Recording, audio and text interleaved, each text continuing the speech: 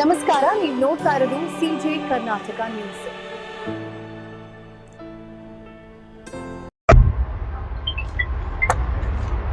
ಸಂವಿಧಾನ ಶಿಲ್ಪಿ ಭಾರತ ರತ್ನ ಡಾಕ್ಟರ್ ಬಾಬಾ ಸಾಹೇಬ್ ಅಂಬೇಡ್ಕರ್ ಅವರ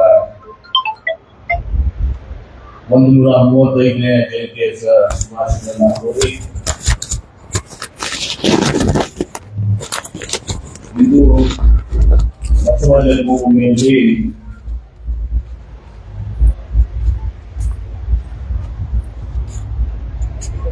ಸಮಾನತೆಯ ಒಂದು ಅರಿವಿನ ಹಬ್ಬ.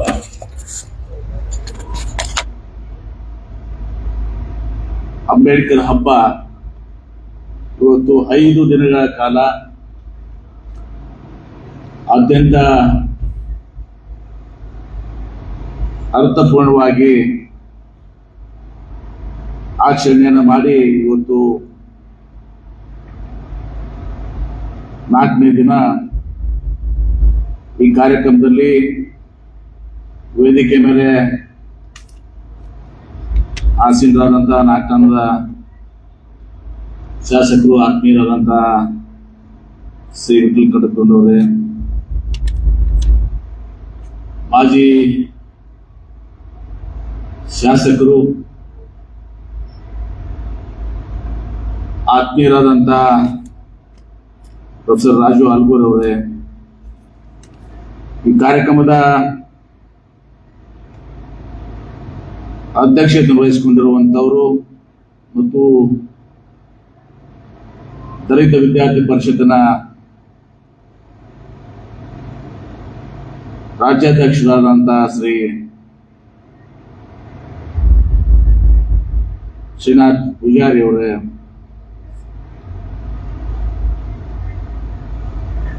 ಉಪನ್ಯಾಸವನ್ನು ನೀಡಿದಂತ ಸಾಹಿತಿಗಳಾದಂತಹ ಡಾಕ್ಟರ್ ಎಚ್.ಬಿ. ಕೋಲಾರ್ ಅವರೇ, ಇದೀಗ ನಮ್ಮನ್ನು ಉದ್ದೇಶಿಸಿ ಮಾತನಾಡಿದಂತ ಶ್ರೀ ಗೋಸಂಗಿ ಅವರೇ, ಡಾಕ್ಟರ್ ಬಾಬು ರಾಜೇಂದ್ರ ನಾಯಕ್ ಅವರೇ, ಬಹುಶಃ ವೇದಿಕೆ ಮೇಲಿದಂತ ಎಲ್ಲ ಹಿರಿಯರೇ, ಮುಖಂಡರೇ, ನನ್ನ ಆತ್ಮೀಯ ಸಹೋದರ ಸಹೋದರಿಯರೇ, ಈ ಕಾರ್ಯಕ್ರಮದಲ್ಲಿ 5 ದಿನಗಳ ಕಾಲ ಈ ಅಂಬೇಡ್ಕರ್ ಹಬ್ಬದ ಕಾರ್ಯಕ್ರಮದಲ್ಲಿ ಭಾಗಿಯಾಗಿರುವಂತಹ ನಮ್ಮ ಯುವ ಮುಖಂಡರ ಸುತ್ತುವ ತಪ್ಪಾಗತ್ತಮ್ಮ ಬಂಗಾರಕೊಂಡು ನಿಮ್ಮ ವಿದ್ಯಾರ್ಥಿ ಎಲ್ಲ ಬಳಗ ಬಾಂಧವರು ಐತಲ್ಲ, ಎಲ್ಲ ವಿದ್ಯಾರ್ಥಿಗಳು ಎಲ್ಲರೂ ಬಹಳ ಆಸಕ್ತಿಯಿಂದ ಈ ಹಬ್ಬವನ್ನ ತಾವು ತನು ಮನ ಧನದಿಂದ ಕೂಡಿಕೊಂಡು ಇವತ್ತು ಆಚರಣೆಯನ್ನು ಮಾಡಿದರೆ, ನಿಮ್ಮೆಲ್ಲರಿಗೂ ಈ ಕಾರ್ಯಕ್ರಮವನ್ನ ಯಶಸ್ವಿಯಾಗಿ ಮಾಡಲಿಕ್ಕೆ ಪ್ರತಿಯೊಬ್ಬರು ಇದಕ್ಕೆ ಯಾರಿಗೇನು ಹಗಲಿರುಳು ಪರೋಕ್ಷವಾಗಿ ಅಪರೋಕ್ಷವಾಗಿ ಯಾರು ಕೆಲಸ ಮಾಡಿದ್ರೆ ಎಲ್ಲರಿಗೂ ನಾನು ಹೃದಯಪೂರ್ವಕವಾಗಿ ನಾನು ಅಭಿನಂದನೆಗಳನ್ನು ಸಲ್ಲಿಸುತ್ತೇನೆ. ಇದು ಬಹಳ ಅರ್ಥಪೂರ್ಣವಾದಂತಹ ಕಾರ್ಯಕ್ರಮ. ನಮ್ಮ ಗೋಳಸಂಗಿ ಅವ್ರು ಹೇಳತ್ತಿದ್ರು, ಬಹುಶಃ ಅವ್ರಿಗೆ ಗೊತ್ತಿಲ್ಲ, ಅವಾಗ ನಾವು ಹಿಂದೆ 125ನೇ ಡಾಕ್ಟರ್ ಬಾಬಾ ಸಾಹೇಬ್ ಅಂಬೇಡ್ಕರ್ ಜಯಂತಿ ನಾವು ಒಂದು ಮಾತು ಹೇಳಿದೆ, ಯಾಕಂದ್ರೆ ಏನಾಗ್ಯದ ಬೆಳಿಗ್ಗೆನೂ ಅದೇ ಹೇಳಿದೆ, ಮತ್ತೆ ರಿಪೀಟ್ ಮಾಡ್ಬೇಕಾಗ್ತದೆ. ಬಹಳಷ್ಟು ಕಾರ್ಯಕ್ರಮ ಈಗ ಅಂಬೇಡ್ಕರ್ ಜಯಂತಿ ಅಂದಮೇಲೆ ಕೇವಲ ದಲಿತ ಸಮುದಾಯದವ್ರು ಮಾಡುವಂಥದ್ದು, ಬಸವ ಜಯಂತಿಯನ್ನ ಬರೀ ನಾವು ಲಿಂಗಾಯತರು ಮಾಡುವಂಥದ್ದು, ಅವ್ರನ್ನ ಒಯ್ದು ನಾವೊಂದು ಜಾತಿಗೆ ಸೀಮಿತವಾಗುವಂತ ಕೆಲಸವನ್ನು ಮಾಡಿದ್ವಿ. ಮತ್ ಬಹಳ ಸಲ ಇಲ್ಲಿ ಮ್ಯಾಲ ಏನ್ ಕೂತಿರ್ತೀವಲ್ಲ ನಾವೇ ಜಾಸ್ತಿ ಇರ್ತೀವಿ, ಕೆಳಗೆ ಯಾರು ಇರೋದಿಲ್ಲ ಅಂತದ್ದು ಕೂಡ ನಾನು ನೋಡಿದ್ದೀನಿ. ಆವಾಗ 13ರಿಂದ 18 5 ವರ್ಷ ಸಚಿವನಾಗಿ, ಈಗ ಮತ್ತೆ ಸಚಿವನಾಗಿ ಎಲ್ಲೋ ಒಂದ್ ಕಡೆ ನಾವೊಂದು ವಿಚಾರನೂ ಮಾಡಿದ್ದೀನಿ. ಸ್ವಲ್ಪ ಇನ್ನಾಗ ಈ ಎಲ್ಲಾ ಜಯಂತಿಗಳು ಏನಿದಾವಲ್ಲ, ಈ ರಜೆ ಕೊಡೋದು ಬಂದ್ ಮಾಡ್ಬೇಕು. ಮೊದಲು ಕಂಡುಕೊಂಡ್ರು ಯಾಕೆ ಹೇಳ್ತೀನಂದ್ರ, ಇವ್ರು ರಜಾ ತಗೋತಾರ, ರಜಾ ತಗೊಂಡ್ಮ್ಯಾಗ ಇಲ್ಲಿ ಬರ್ಬೇಕಲ್ಲ, ಇಲ್ಲಿ ಆ ನೌಕರಸ್ಥರು ಇಲ್ಲಿ ಬರೋದಿಲ್ಲ. ಅದಕ್ಕೆ ನಮ್ದು ಒಂದು ಪ್ರಸ್ತಾವನೆ ಅದ, ಏನ್ರಿ ವೈಯಕ್ತಿಕ ಪ್ರಸ್ತಾವನೆನ ನಾನು ಸರ್ಕಾರ ಮುಂದೆ ಇಡೋನೇ ಇದ್ದೀನಿ. ಈ ಎಲ್ಲಾ ಜಯಂತಿಗಳನ್ನ ರಜಾ ಕ್ಯಾನ್ಸಲ್ ಮಾಡಿ ಸಾಯಂಕಾಲ 4ರಿಂದ 5 ಗಂಟೆ ಒಂದು ಗಂಟೆ ಸರ್ಕಾರಿ ಕಾರ್ಯಕ್ರಮ ಆಗ್ಬೇಕು. ತದನಂತರ ಈ ರೀತಿ ಅರ್ಥಪೂರ್ಣವಾದಂತಹ ಕಾರ್ಯಕ್ರಮಗಳು ಆಗ್ಬೇಕು. ರಜಾ ತಗೊಂಡ್ ಮನೆಯಾಗ ಹೋಗಿ ಕುತ್ಕೊಂಡ ಉಪಯೋಗ ಆಗುದು. ಯಾಕಂದ್ರೆ ಬಸವಣ್ಣ ಹೇಳ್ತಾನೆ ಕಾಯಕವೇ ಕೈಲಾಸ ಅಂತ. ಬಸವಣ್ಣ ದಿವಸ ಅವತ್ತೇ ರಜಾ ಕೊಡ್ತೀವಿ ನಾವು. ಇದರಲ್ಲಿ ಸುಮ್ಮನೆ ಅವತ್ತು ದಿವಸ ಒಂದು ವಿಚಾರವನ್ನು ವ್ಯಕ್ತಪಡಿಸ್ತಾ ಇದೆ. ಈಗ ನಮ್ಮ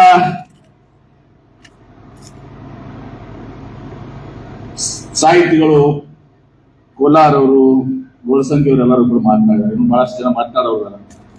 ರಾಜು ಹಲ್ಗೂರ್ ಕಡಿಮೆ ಇಲ್ಲ, ಅವರು ಪ್ರೊಫೆಸರ್. ಅವರು ದಲಿತ ಸಂಘಟನೆಯನ್ನು ಹುಟ್ಟಾಕಿದಾಗ ನಾವೆಲ್ಲ ಇಂಜಿನಿಯರಿಂಗ್ ಕಾಲೇಜ್ನಾಗ ಇದ್ದೀವಿ. ಅವಾಗ ಶ್ರೀನಿವಾಸ್ ಪ್ರಸಾದ್ ಅವರು, ಮಸ್ಸಿ ಮಹದೇವಪ್ಪ ಅವರು, ರಾಜು ಹಲ್ಗೂರ್ ಅವರು ಇನ್ನೂ ಇದ್ದ ಪರಿವಪ್ಪ. ನಾನು ಇನ್ನೂ ನೋಡಿದ್ದೀನಿ, ಇಲ್ಲಂತಲ್ಲ, ನಂದೇ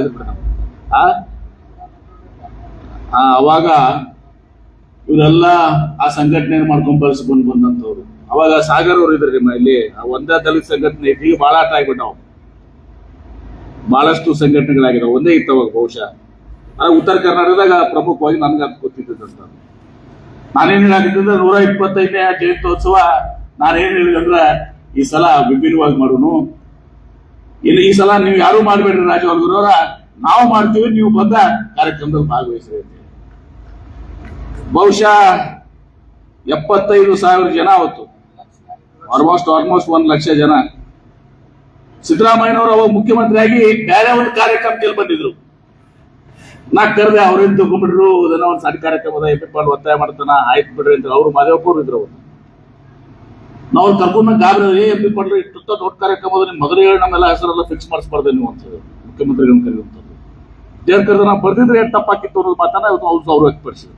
ಇಷ್ಟೆಲ್ಲ ದೊಡ್ಡ ರಾಜು ಹಲ್ಗೂರ್ ಅವಾಗ ಯಾವುದೋ ಒಂದು ಫೇಮಸ್ ನಾಟಕ ಇದ್ದು ತಥಾಗತ, ಯಾವುದೋ ಒಂದು ಮಹಾರಾಷ್ಟ್ರದಿಂದ ಎಲ್ಲ ಒಂದು ಇದನ್ನ ಮಾಡಿದ್ರು. ಹೀಗಾಗಿ ಅದಕ್ಕೆ ನಾನು ಗೋಳಸಂಗಿಯವರ ಕಾಳಜಿ ಮಾಡಕ್ ಹೋಗ್ಬೇಡ್ರಿ. ಮುಂದಿನ ಸಲ ಇದು ಒಂದು ದೊಡ್ಡ ರೀತಿಯಲ್ಲಿ ಏನು ಒಳಗಡೆ ಆಗ್ಯದಲ್ಲ ಹಬ್ಬ, ಒಂದು ಒಳ್ಳೆ ಸಾಧ್ಯ ಆದಷ್ಟು ತಾವೇನು ಸಿಲೆಕ್ಟ್ ಮಾಡ್ತೀರಿ, ಶ್ರೀನಾಥ್ ಪೂಜಾರಿ ಟೀಮ್ ಅಲ್ಲಿ ಸಿಲೆಕ್ಟ್ ಮಾಡ್ತಾರ, ಆವಾಗ ಅಲ್ಲಿ ಇದ್ರಲ್ಲಿ ಮಾಡಿ ಅತ್ಯಂತ ವಿಜೃಂಭಣೆಯಿಂದ, ಈಗ ಅಲ್ಲಿ ಹಲ್ವಾ ನೋಡಿ ಸರಿ ನಡೀತದಲ್ಲ ಆ ತರ ಆಗ್ಬೇಕಿತ್ತು. ಯಾಕಂದ್ರೆ ಇಲ್ಲಿ ನೋಡಿದಾಗ ಇವತ್ತು ಅನುಭವ ಮಂಟಪ ಇಲ್ಲಿ ನಮ್ಮ ಐತೆ, ಎಲ್ಲರೂ ಇದಾರೆ ಇವತ್ತು ದಿವಸ, ಎಲ್ಲಾ ವರ್ಗದ ಜನ ಇವತ್ತು ದಿವಸ ಇದ್ದಾರೆ.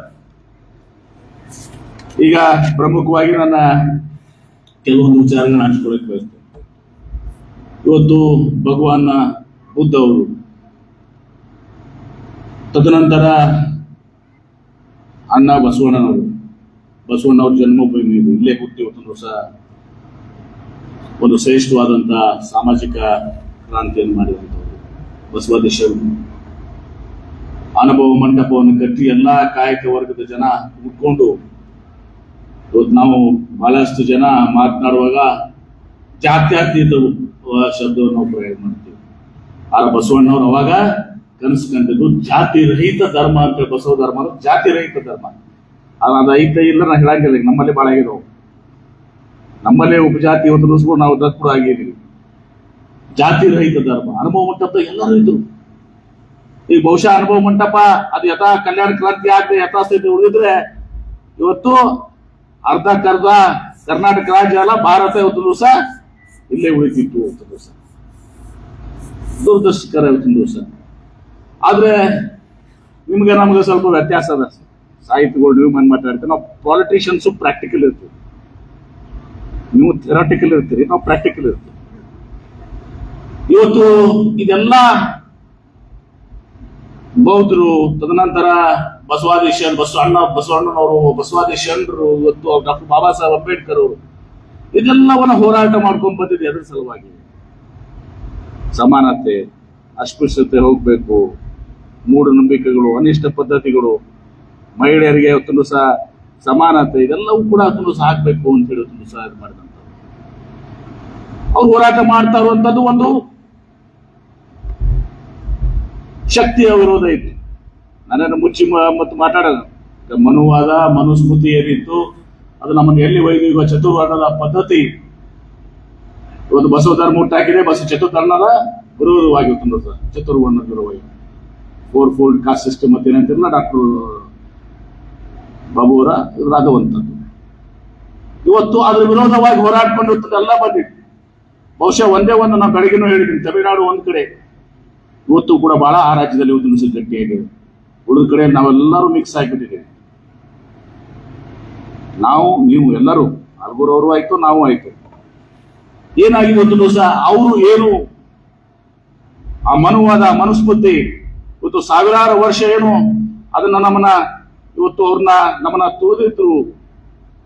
ಎಲ್ಲ ಅನಾಗರಿಕ ಇವತ್ತು ಇದು ಏನು ನಡೀತಾ ಇತ್ತು, ಇವತ್ತು ಮತ್ತೆ ಅವ್ರು ಯಶಸ್ವಿಯಾಗಿದ್ದಾರೆ. ಇವತ್ತು ದಿವಸ ಅವರೆಲ್ಲ ನಮ್ಮನ್ನ ಅವಾಗ ಏನಾಗಿತ್ತು ಸಾಧಿಸ್ಲಿಕ್ಕೆ ಆಗಿರ್ಲಿಲ್ಲ. ಇದು ನಮ್ಮನ್ನೆಲ್ಲರೂ ತಗೊಂಡ್ಬಿಟ್ಟಿದ್ದಾರೆ. ನಮ್ಮಲ್ಲೆಲ್ಲ ಡಿವಿಷನ್ಸ್ ಆಗಿದಾವ್.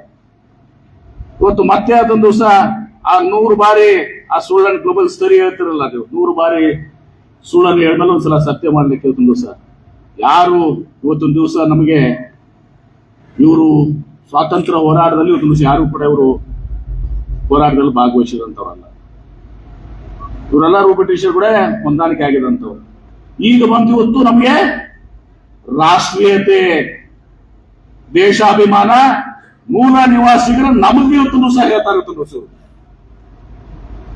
ಆದ್ರೆ ಇದನ್ನ ಅರ್ಥೈಸ್ಕೊಳ್ಳೋರು ಎಷ್ಟಿದಾರ?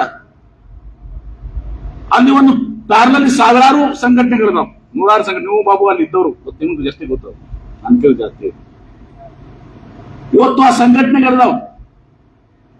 ಮುಲ್ಲವ್ರು ನಾನು ಅದನ್ನ ನೋಡ್ಕೊಂಡು ಅವ್ರ ಮುಂದೆ ನಾವು ದ್ವೇಷ ಅಂತಲ್ಲ, ಅವ್ರು ಯಾವ ರೀತಿ ವರ್ಕ್ ಮಾಡ್ತಾರಲ್ಲ ಆ ರೀತಿ ನಾವು ವರ್ಕ್ ಮಾಡ್ಬೇಕಾಗಿತ್ತು. ಅವ್ರನ್ನ ಕಲಿಬೇಕಾಗಿತ್ತು ದಿವಸ ನಾವು. ಅವರು ಬೇರೆ ಸಲುವಾಗಿ ಮಾಡಿದಾರ, ನಾವು ಒಳ್ಳೇದ್ ಸಲುವಾಗಿ ಮಾಡೋಣ ಅಂತ, ಒಳ್ಳೇದ್ರ ಸಲುವಾಗಿ. ಯಾಕಂದ್ರೆ ಈಗ ಏನಾಗ್ಬಿಟ್ಟಿದೆ, ಮತ್ತೆ ಈಗ ಡಾಕ್ಟರ್ ಬಾಬಾ ಸಾಹೇಬ್ ಅಂಬೇಡ್ಕರ್ ಬಿಟ್ಟಿದ್ದಾರೆ. ನಾವು ಬಂದಿರುವುದೇ ಸಂವಿಧಾನವನ್ನ ಬದಲು ಮಾಡ್ಲಿಕ್ಕೆ ಅಂತ ಒಬ್ಬ ಸಂಸದ ಕೇಂದ್ರ ಸಚಿವ ಹೇಳುವಂತದ್ದು. ಅಷ್ಟೇ ಅಲ್ಲ, ಇವತ್ತು ದಿವಸ ಎಲ್ಲಿ ತನಕ ಮಾಡತ್ತಂದ್ರು ಈ ಸಂವಿಧಾನವನ್ನ ಡಾಕ್ಟರ್ ಬಾಬಾ ಸಾಹೇಬ್ ಒಬ್ಬರೇ ರಚಿಸಿಲ್ಲ, ಅದನ್ನು ತಿಳಿಗೊಳಿಸುವಂತ ಪ್ರಯತ್ನ ಆಯ್ತು. ಎಲ್ಲವೂ ಕೂಡ ಇವತ್ತು ದಿವಸ ಏನು ಆ ಮನುವಾದ, ಮನುಸ್ಮೃತಿ, ಆ ಸನಾತನ ಎಲ್ಲವನ್ನ ಇವತ್ತು ದಿವಸ ಮತ್ತೆ ಅದನ್ನ ಇವತ್ತು ಅವರು ಇದನ್ನ ಸಾಧಿಸಿದ್ದಾರೆ. ಇವತ್ತು ಮತ್ತೆ ಅಧಿಕಾರವನ್ನ ಇವತ್ತು ದಿವಸ ಅವರು ಬಹುತೇಕ ಕಬ್ಜೆ ಮಾಡಿಕೊಂಡಿದ್ದಾರೆ. ಎಲ್ಲಿವರೆಗೆ ನಾವು ನಮ್ಮ ಯುವಕರು ಅವರೆಷ್ಟು ಸ್ಮಾರ್ಟ್ ಅದಾರ, ಅವರೆಷ್ಟು ಡೀಪ್ ಆಗಿ ಕೆಲಸ ಮಾಡ್ತಾರೆ, ಅವರಷ್ಟು ಚಾತುರ್ಯದಿಂದ ಕೆಲಸ ಮಾಡ್ತಾರೆ, ನಾವು ಕೂಡ ಇವತ್ತೊಂದು ದಿವಸ ನನ್ಗೆ ಬಹಳ ಸಂತೋಷ ಆಯ್ತು. ಇಲ್ಲಿ ಬಂದ್ಮೇಲೆ ನಾನು ನೋಡಿದೆ ಶ್ರೀನಾಥ್ ಪೂಜಾರಿ ಅವ್ರಿಗೆಲ್ಲ, ಈ ಕಡೆ ಬಸವಣ್ಣವರು, ಜ್ಯೋತಿಬಾ, ಸಾವಿತ್ರಿಬಾಯಿ ಫುಲೆ, ಫಾತಿಮಾ ಶೇಖು, ಇವತ್ತು ಬಾಬಾ ಸಾಹೇಬ್ರು, ಅಣ್ಣ ಬಸವಣ್ಣ ಅವ್ರನ್ನ ಎಲ್ಲರೂ ಪುತ್ರನ ಎಲ್ಲರೂ ಹಾಕಿದ್ರಿ. ಇನ್ನೊಂದೆರಡು ಪೆರಿಯಾರ್ನೊಬ್ಬರನ್ನು ಸೇರಿಸ್ರಿ, ಮತ್ತೆ ಶಾಹು ಮಹಾರಾಜರನ್ನು ಸೇರಿಸ್ರಿ. ಆಮೇಲೆ ನಮ್ಮ ಸಿದ್ದಪ್ಪ ಕಂಬಳಿ ಅವರು, ಡಾಕ್ಟರ್ ಬಾಬಾ ಸಾಹೇಬ್ ಅಂಬೇಡ್ಕರ್ ಬಹಳಷ್ಟು ನಮ್ಮನ್ನ ಒಂದು ಕೊಟ್ಟಂತವ್ರು. ಹೀಗೆ ನಮ್ಮ ಕಾಕಾ ಕಾರ್ಖಾನಿಸರು ಇವತ್ತು ಒಂದ ವರ್ಗದಲ್ಲ ಹುಟ್ಟಿದ್ರು ಕೂಡ ಕಾಕಾ ಕಾರ್ಖಾನಿಸರು ಇವತ್ತು ರಾಜು ಅಲ್ಗೂರ್ ಅವ್ರಿಗೆ ಬಹುಶಃ ಎಲ್ಲರಿಗೂ ಕಟ್ಟಕೊಂಡು ಇಲ್ಲದವ್ರು ಗೊತ್ತೈತು. ಅವರು ತಮ್ಮ ಇಡೀ ಒಂದು ಗುರಿ ಏನಾಗಿತ್ತಂದ್ರೆ ಇವತ್ತೊಂದು ದಿವಸ ಆ ದಲಿತ ಯುವಕ ವಿದ್ಯಾಭ್ಯಾಸ ಕೊಡಬೇಕು. ಅವ್ರು ಅಷ್ಟೇ ಅಲ್ಲ, ಅವ್ರು ಮಾಡಿದಂತ ತ್ಯಾಗ ಬಹುಶಃ ನಮ್ಗೆಲ್ಲ ಕಣ್ಣೀರು ಬರ್ತದೆ. ಅವರ ಸಹೋದರಿಯರು ಮದುವೆ ಆಗ್ಲಿಲ್ಲ. ಕಾಕಾ ಕಾರ್ಖಾನೆಸವ್ರ ಸಹೋದರಿಯರು ಮದುವೆ ಆಗ್ಲಿಲ್ಲ. ಅವರು ಕೂಡ ಇವತ್ತು ಆ ಸೇವೆಯನ್ನು ಮಾಡಿದಂತವ್ರು. ಇವು ಕೂಡ ಅದಾರೆ, ಇವತ್ತು ಒಳ್ಳೆಯವರು ಎಲ್ಲಾನು ಕೂಡ ಅದಾರೆ. ಇದೆಲ್ಲವನ್ನ ನಾವು ತಿಳ್ಕೊಬೇಕ. ಪ್ರಮುಖವಾಗಿ ಆಗ್ಬೇಕಾಗಿದ್ದು ನಾವು ಬಹಳ ಸ್ಟ್ರಾಟಜಿಕ್ ಆಗಿ ಕೆಲಸ ಮಾಡಬೇಕು. ನಮ್ಮ ವೈರಿಗಳು ಬಹಳಷ್ಟು ಇವತ್ತು ನಮಗೆ ಬಂದು ಹೇಳ್ತಾರೆ, ಅವಾಗ ಚತುರ್ವರ್ಣ ಮಾಡಿದಂತವ್ರು, ಏನು 4 ವರ್ಗವನ್ನು ಮಾಡಿದಂತವ್ರು, ಶೂದ್ರನಾಗಿ ನಮ್ಮನ್ನೆಲ್ಲರನ್ನೂ ಕೂಡ ಇದು ಮಾಡಿದಂತವ್ರು, ಈಗ ನಮ್ಮನ್ನೇ ತಗೊಂಡು ನಮ್ಮವ್ರಿಗೆ ತಗೊಂಡು ನಮ್ಮವರೇ ಸಹ ಅವ್ರಿಗೆ ಜಯವಾಗಲಿ ಅಂತೇಳಿ ನಾವು ನಡೆದಿದ್ದೀವಿ. ಸತ್ಯನೂ ಸುಳ್ಳು. Let's be practical. ನಾ ಹೇಳೋದಷ್ಟೇ, ಪೊಲಿಟಿಷಿಯನ್ಸ್ ಆರ್ ಪ್ರಾಕ್ಟಿಕಲ್ ಅಂತ ಹೇಳೋದಕ್ಕೆ ನೀವು ಸುಮ್ಮನೆ ಪ್ರೊಫೆಸರ್ಗಳು ಭಾಷಣ ಮಾಡ್ತೀರಿ, ಥಿಯರಾಟಿಕಲ್ ಹೇಳ್ತೀರಿ. ಆದ್ರೆ ಇಲ್ಲಿ ವಾಸ್ತವ ಸಂಗತಿ ಏನಂದ್ರೆ ಇವತ್ತು ಬುದ್ಧ, ಬಸವ, ಅಂಬೇಡ್ಕರ್ ಬಹಳ ಪ್ರಸ್ತುತ ಇದ್ದಾರೆ. ಇವತ್ತು ಆ ಒಂದು ಏನು ನಾವು ತಿಳ್ಕೊಂಡ್ಬಿಟ್ಟಿದೀವಿ ಅದೆಲ್ಲ ನಿರ್ಣಾಮ ಆಗಿದೆ. ಈ 3 ಜನರ ಒಂದು ಶ್ರೇಷ್ಠವಾದಂತಹ ತ್ಯಾಗ ಪರಿಕಲ್ಪನೆಯಿಂದ ಎಲ್ಲವೂ ಹೋಗ್ಬಿಟ್ಟಿದೆ ಅಂತಂದ್ರೆ ಬಹಳ ತಪ್ಪು ಗ್ರಹಿಕೆಯಲ್ಲಿ ನಾವು ಇದೀವಿ. ಇವತ್ತು ಮತ್ತೆ ಅವರು ಬಹಳ ಬಲಿಷ್ಠರಾಗಿದ್ದಾರೆ. ಇವತ್ತು ದಿವಸ ಅಧಿಕಾರ ಚುಕ್ಕಾಣಿ ಇವತ್ತು ದಿವಸ ಅವ್ರ ಕೈಯಲ್ಲಿ. ಯಾಕಂದ್ರೆ ನಾವು ಹೊಡೆದೋಗಿದ್ದೀವಿ, ನಾವು ಅದ್ರ ಬೆಲೆನೂ ತರ್ತೀವಿ. ಹಿಂದೆ ನಾವು ಹೊಡೆದು ಹೋಗಿದ್ದೀವಿ. ಬಸವಣ್ಣವರ ಬಸವಾದಿ ಶೆಟ್ಟರ್ ಸಿದ್ಧಾಂತ ನಮ್ದು ತಗೊಳ್ಳಿ. ನಮ್ಮಲ್ಲಿ ಬಹುತೇಕ ಜನ ಎಂ.ಪಿ. ಸಾಹೇಬ್ರು ಯಾಕೆ ಬೇಕಿದ್ರೆ ನಿಮ್ಗೆ ಅಂತ ಎಲ್ಲಾನು ಬೇರೆ ಕಡೆ ಹೋಗ್ಬಿಟ್ಟಿದೆ. ಅದೇ ರೀತಿ ದಲಿತ ಸಮುದಾಯಗಳನ್ನು ಕೂಡ ಎಲ್ಲ ವರ್ಕೊಂಡು ಹೋಗಿದ್ದಾರೆ. ಅದು ನಮ್ಮ ಅಧಿಕಾರ ಆಸೆಗಾಗಿ ಅಥವಾ ಏನೋ ಸ್ವಾರ್ಥ ಇದಕ್ಕಾಗಿ ನಾವೆಲ್ಲನೂ ಬಲಿಯಾಗಿದ್ದೀವಿ. ಆದ್ರೆ ಇಷ್ಟೇ ನಾನು ಹೇಳಕ್ಕೆ, ನಾನು ಒಂದು ಪಕ್ಷದ ಇದನ್ನಾಗಿ ಮಾತನಾಡ್ತಾ ಇಲ್ಲ. ಇವತ್ತು ಏನು ಬೌದ್ಧರ ಬಸವಾದಿ ಶರಣರ ಡಾಕ್ಟರ್ ಬಾಬಾ ಸಾಹೇಬ್ ಅಂಬೇಡ್ಕರ್ ಅವರು ಏನು ಭವ್ಯ ಭಾರತ ನಿರ್ಮಾಣ ಆಗಬೇಕು, ಒಂದು ಸಮಾಜ ನಿರ್ಮಾಣ ಆಗಬೇಕು, ಒಂದು ಸುಂದರ ಸಮಾಜ ನಿರ್ಮಾಣ ಆಗಬೇಕು ಅಂತ ಪರಿಕಲ್ಪನೆ ಇತ್ತು. ಒಂದ್ ಕಡೆ ಅನುಭವ ಮಂಟಪ, ಎಲ್ಲ ಕಾಯಕ ವರ್ಗದವರು, ಸಣ್ಣ ಸಣ್ಣ ಸಮುದಾಯಗಳು ಸೇರಿ ಸುತ್ತಲೂ ಮಾಡಿದಂತ ಸಮುದಾಯ ಎಲ್ಲರಿದ್ರು. ಆಗ ಇವತ್ತು ಅಂತರ್ಜಾತೀಯ ವಿವಾಹ ಬಗ್ಗೆ ಹೇಳ್ತಾ ಇದ್ರು. ಕಲ್ಯಾಣ ಕ್ರಾಂತಿ ಆಗಿದೆ. ಅದಕ್ಕೆ ಇವತ್ತು ಅವಾಗ ಎಷ್ಟು ಕ್ಲಿಷ್ಟಕರ ಇರ್ಬೇಕು 12ನೇ ಶತಮಾನದಲ್ಲಿ. ಇವತ್ತು ಕೂಡ ಮರ್ಯಾದೆ ಹತ್ಯೆ ನಾವು ನೋಡ್ತೀವಿ. ಅದಕ್ಕೆ ಕಾನೂನು ತಂದಿದ್ದು. ನೀವು ಹೋಗ್ಬಿಟ್ಟು ತಿಳ್ಕೊಂಡ್ಬಿಟ್ರೆ ಬಾ ತಪ್ಪು ಕ್ರಯ ಕಲಿದ್ದು. ಕಲ್ಯಾಣ ಕ್ರಾಂತಿ ನಂತರ ನಮ್ಮದು ಕೂಡ ಎಲ್ಲ ತಿಳಿಯಾಗಿ ಹೋಗ್ಬಿಡ್ತು. ಇದೆಲ್ಲವೂ ಕೂಡ ನಮ್ಗೊಂದಿದ್ದಾವೆ. ಆದ್ರೆ ಇಷ್ಟೇ, ನಾನು ವಿಶೇಷವಾಗಿ ಯುವಕರಲ್ಲಿ ನೀವು ಕೂಡ ಬಹಳ ಚತುರತೆಯಿಂದ ಒಂದೇದು ಸಂಘಟನೆ ಆಗ್ಬೇಕು. ನಾವು ತಿಳ್ಕೋಬೇಕು ಗೌತಮ್ ಬುದ್ಧರು ಏನ್ ಪ್ರತಿಪಾದನೆ ಮಾಡಿದ್ರು, ಯಾಕೆ ಮಾಡಿದ್ರು, ಬಸವಾದಿ ಶರಣರು ಯಾಕೆ ಏನ್ ಮಾಡಿದ್ರು, ಅನುಭವ ಮಂಟಪ ಅಂದ್ರೆ ಏನು, ಡಾಕ್ಟರ್ ಬಾಬಾ ಸಾಹೇಬ್ ಅಂಬೇಡ್ಕರ್ ಎದಕ್ಕೆ ಸಲುವಾಗಿ ಇವತ್ತು ಹೋರಾಟ ಮಾಡಿದ್ರು, ಸಂವಿಧಾನ ಅಂದ್ರೆ ಏನು. ಸಂವಿಧಾನ ಕೇವಲ ದಲಿತ ಸಮುದಾಯ ಕೊಟ್ಟಿಲ್ಲ. ಇವತ್ತು ನಾನು ಮಂತ್ರಿಯಾಗಿ ಇವತ್ತು ಮಾತನಾಡ್ತಿದ್ದು ನನಗೆ ಸಂವಿಧಾನದ ಶಕ್ತಿಯಿಂದ ಮಂತ್ರಿ ಆಗಿದೆ. 150 ಕೋಟಿ ಜನರಿಗೂ ಕೂಡ ನಾವೆಲ್ಲರೂ ಸಂವಿಧಾನದಿಂದ ಬದುಕಿದ್ದೀವಿ. ಆದ್ರೆ ಇವತ್ತು ಕೆಲವೊಂದು ಶಕ್ತಿಗಳು ಏನು ಕಮ್ಯುನಲ್ ಫೋರ್ಸಸ್ ಇದಾವೆ, ಮತ್ತೆ ಶಕ್ತಿಗಳಿದಾವೆ. ಇವತ್ತು ಮತ್ತೆ ತಮ್ಮ ಹಿಡಿತನವನ್ನು ಅವರು ಬಹುತೇಕ ಸಾಧಿಸಿದ ಯಶಸ್ಸನ್ನು ಕೂಡ ಆಗಿದೆ. ಇದನ್ನು ಮತ್ತೆ ರಿವರ್ಸ್ ಮಾಡ್ಬೇಕಂದ್ರೆ ಬಹಳ ಶ್ರಮದಿಂದ ಕೆಲಸ. ಶ್ರೀನಾಥ್ ಪೂಜಾರಿ ಅವರ ನಮ್ಮ ಸ್ವಾಮಿಗಳ ಗುರುಗಳ ಎಲ್ಲ ನೀವು ಬಹಳಷ್ಟು ಕೆಲಸ ಮಾಡ್ಬೇಕಾಗ್ತದೆ, ಜನರಿಗೆ ತಿಳಿ ಹೇಳ್ಬೇಕಾಗ್ತದೆ. ಅವ್ರಿಗೆ ಯುವಕರಲ್ಲಿ ಗೊತ್ತಿರೋದಿಲ್ಲ. ಬೆಳಿಗ್ಗೆ ಕೆಲವೊಂದು ಉದಾಹರಣೆ ಕೊಟ್ಟೆ. ನಮ್ಮ ಎಂ ಕುಲಬುರ್ಗಿ ಅವ್ರನ್ನೊಬ್ಬ ಹೊಡೆದಿದ್ರು ನಮ್ಮ ಮತಕ್ಷೇತ್ರದಾಗ. ಅವನು ಉಪ್ಪಾರ ಸಮುದಾಯ ಯಾಕಪ್ಪ ಅಂತ ಸನಾತನ ಧರ್ಮ ಸಲ ಹೊಡೆದ್ರಿ ನಮ್ಮ ತಾಯಿ ತಂದೆ. ನಾನು ನೀಲ್ಲಪ್ಪ ಶೂದ್ರ, ನಿಮ್ಗೆ ಸನಾತನ ಧರ್ಮ ಬರ್ತದೆ. ಸೊ ಇದೆಲ್ಲವೂ ಕೂಡ ಆಗಿದೆ. ನಾವು ಯಾರು ದ್ವೇಷ ಮಾಡೋದು ಬೇಡ. ಆದ್ರೆ ಇಷ್ಟೇ, ಇವರು ಮಾಡಿದಂತ ತ್ಯಾಗ, ಇವರ ಪರಿಕಲ್ಪನೆ ಏನಿದೆ ಅದನ್ನ ಮುನ್ನಡೆಸ್ಕೊಂಡು ಹೋಗಿ, ನಾವು ಬೆಳೆಸ್ಕೊಂಡು ಹೋಗಿ, ನಾವು ಸಂಘಟನೆ ಮಾಡಬೇಕಾಗಿದೆ, ಶಕ್ತಿವಂತರಾಗಬೇಕಾಗಿದೆ. ಆ ಭವ್ಯ ಭಾರತ ನಿರ್ಮಾಣ ಮಾಡಲಿಕ್ಕೆ ನಾವೆಲ್ಲರೂ ಕೂಡ ಶ್ರಮ ವಹಿಸಬೇಕಾಗಿದೆ. ಅದಕ್ಕೆ ಬಹಳ ಒಂದು ಚಾತುರ್ಯದಿಂದ, ಬಹಳ ಇಂಟೆಲಿಜೆಂಟ್ ಆಗಿ, ಬಹಳ ಕಮಿಟೆಡ್ ಆಗಿ, ಅವ್ರ ಕಮಿಟ್ಮೆಂಟ್ ಹೆಂಗಿದೆ ನೋಡಿ. ಒಂದು ಸಂಘಟನೆ ಕಮಿಟ್ಮೆಂಟ್ ಹೆಂಗಿದೆ, ಆ ಕಮಿಟ್ಮೆಂಟ್ ನಾವ್ಯಾಕೆ ಕಲಿಬೋದು. ನೀವು ಇಟ್ಟರ ಕಡೆಗೊಂಡು ನೀನು ಇದ್ದಾವ, ನನಗೂ ಗೊತ್ತದಲ್ಲ. ರಾಜು ಅಲ್ಗುರು ನಾವು ಇಬ್ಬರೇ ಕಡೆ ಏನ್ರಿ, ನೀವಿಬ್ರು ಅದೀರಿ, ಎಲ್ಲಿ ಬಿದ್ದವು. ಆದ್ರೆ ನಾವು ಒಳ್ಳೆದಕ್ಕಾಗಿ ಕಲಿಯೋನು. ನಾವೆಲ್ಲ ಸಲ ಕಲಿಯೋನು ಬೌದ್ಧರ ಸಲುವಾಗಿ, ಬಸವಾದಿ ಶರಣರ ಸಲುವಾಗಿ, ಡಾಕ್ಟರ್ ಬಾಬಾ ಸಾಹೇಬ್ ಅಂಬೇಡ್ಕರ್ ಆ ರೀತಿ ಸಂಘಟನೆ ಮಾಡಿ ಇವತ್ತು ಭವ್ಯ ಭಾರತ ನಿರ್ಮಾಣ ಆಗ್ಬೇಕು, ಒಂದು ಸಮಾಜ ನಿರ್ಮಾಣ ಆಗ್ಬೇಕು. ಆ ದಿಶೆಯಲ್ಲಿ ಇವತ್ತು ಎಲ್ಲ ಜನರ ಕನಸುಗಳು ಸುಂದರ ಕನಸುಗಳು ಸಹ ನಮ್ಮ ಯುವಕರ ಕನಸುಗಳು ಅನ್ಸ. ಯಾಕಂದ್ರೆ ಇಡೀ ಪ್ರಪಂಚದಲ್ಲೇ ಇವತ್ತು ಯುವ ರಾಷ್ಟ್ರ ಯಾವ್ದಾದಿದ್ರೆ ನಮ್ಮ ಭಾರತ ದೇಶ. ಯೂತ್ ಪಾಪ್ಯುಲೇಷನ್ ಎಲ್ಲಿನೂ ಕೂಡ ಯಾವ ದೇಶದಾಗೂ ಸಹಿತ ಒಂದು ದೊಡ್ಡ ಪ್ರಮಾಣವಾದ ಯೂತ್ ಪಾಪ್ಯುಲೇಷನ್ ಇಲ್ಲ. ನಾ ಇಂಡಸ್ಟ್ರಿ ಮಿನಿಸ್ಟರ್ ಆಗಿ ಜಪಾನ್ಗೆ ಹೋಗಿರ್ತೀನಿ, ಕೊರಿಯಾಗೆ ಹೋಗಿದ್ದೀನಿ, ಅಮೆರಿಕಾಗ ಹೋಗಿ, ಎಲ್ಲ ಕಡೆ ಎಲ್ಲ ರಾಷ್ಟ್ರ ಹೋದಾಗ ಎಲ್ಲ ಏಜಿಂಗ್ ಪಾಪ್ಯುಲೇಷನ್, ಎಲ್ಲ ಓಲ್ಡ್ ಏಜ್. ಅಂಡ್ ನಮ್ಮ ಶಕ್ತಿ ಏನಂದ್ರೆ ಅದು ಯುವ ಶಕ್ತಿ. ನೀವು ಆ ಯುವ ಶಕ್ತಿಗೆ ಇವತ್ತು ಸಹ ಸಂಘಟನೆ ಮಾಡುವಂತಹ ಪ್ರಯತ್ನ ಇವತ್ತು ಸಹ ಶ್ರೀನಾಥ್ ಪೂಜಾರಿ ಅವರು ಮುಂಗಾರು ಭಟ್ರು ಸಹ ಮಾಡ್ತಾ ಇದ್ದಾರೆ. ಇದನ್ನ ನಾವೆಲ್ಲರೂ ನಿಮಗೆ ಬೆಂಬಲವಾಗಿ ನಿಲ್ತೀವಿ. ಸಂಘಟನೆ ಮಾಡಿ ಒಳ್ಳೆ ರೀತಿಯಿಂದ ಸಂಘಟನೆ, ಯಾರಿಗಾರ ಬೈಯೋದು ಬೇಡ, ದ್ವೇಷಿಸೋದು ಬೇಡ. ನಮ್ಮ ಮಾರ್ಗ, ನಮ್ಮ ಫಿಲಾಸಫಿ ಏನಿದೆ, ನಮ್ಮ ಸಿದ್ಧಾಂತ ಏನಿದೆ, ಆ ಸಿದ್ಧಾಂತವನ್ನು ಮುಂದುವರಿಸ್ಕೊಂಡು ಹೋಗಿ ಇವತ್ತು ಏನು ಇವರೆಲ್ಲರ ಮಾನ್ಯರ ಇವತ್ತೊಂದು ದಿವಸ ಕನಸಿತ್ತು, ಆ ಕನಸನ್ನ ನನಸು ಮಾಡುವಂತ ಒಂದು ಪ್ರಯತ್ನವನ್ನ ನಾವು ಮಾಡೋಣ. ಅದಕ್ಕೆ ನಿಮ್ಗೇನು ಶಕ್ತಿ ಬೇಕು ಹೇಳಿ, ಆ ಶಕ್ತಿಗೆ ನಾವು ರಾಜು ಅಲ್ಗುರು ಎಲ್ಲರ ಕಟ್ಟಿಕೊಂಡು ಎಲ್ಲರೂ ವೇದಿಕೆ ಮೇಲಿದ್ದಾರಲ್ಲ, ನನ್ನ ಜವಾಬ್ದಾರಿ ಕೊಡಿ, ನಾವು ನಿಭಾಯಿಸ್ತೀನಿ. ನಾವು ಹಿಂದೆ ಇಟ್ಕೊಂಡು ನಿಮ್ಗೆ ಏನ್ ಬೇಕೋ ಆ ಬೆಂಬಲವನ್ನು ಕೊಡ್ತೀವಿ, ರಾಜಿ ಮಾಡಕ್ ಹೋಗ್ಬೇಕು.